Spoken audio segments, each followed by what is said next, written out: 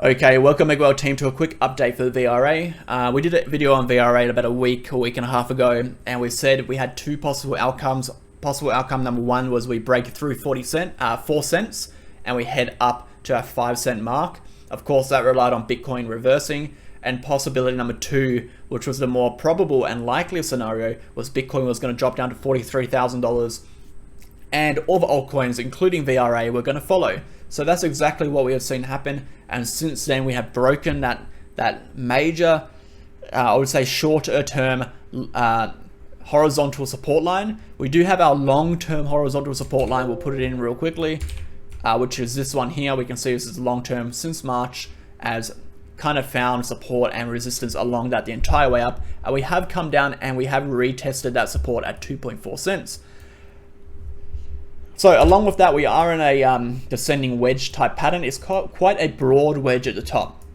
Now this means we are due for quite a strong move upwards. The broader the wedge, the stronger the move when we do break to the upside. The question is, when are we going to break to the upside, and will this support hold? Of course, if this support line does not hold, our next targets are these major support zones, which we can see on the volume profile being around 1.89 cents and 1 cent. That is absolute worst case scenario. If Bitcoin drops any lower, drops to about $40,000, we should see these targets. And obviously lower than $40,000, we should see this bottom target. In the short term, there's a possibility that we can range upwards, and obviously we can range sideways. But until we break out of this horizontal downward sloping resistance, which you can see on the chart here, we're not going to be able to make a significant move upwards. Our first major resistance is going to be this resistance zone over here. We're going to map it out real quickly.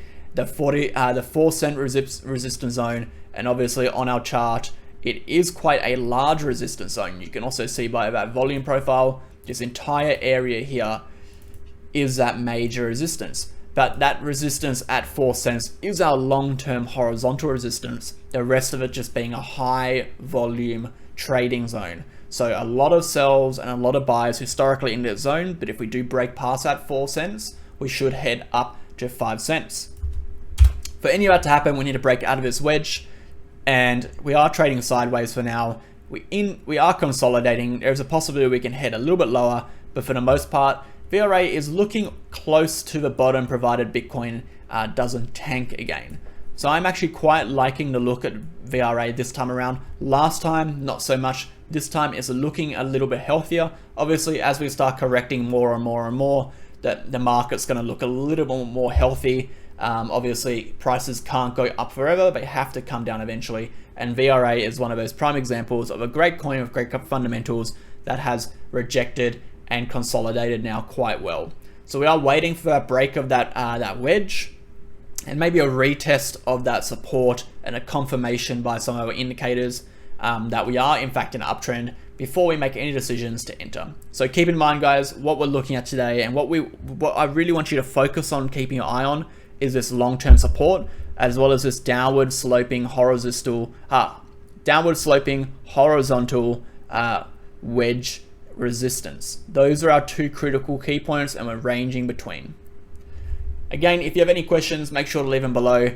At the moment, our price targets are still kind of relatively the same. We're just updating you on the general direction of where it's been heading in the last few days. So remember, like, comment, and subscribe, and I will catch you in the next video.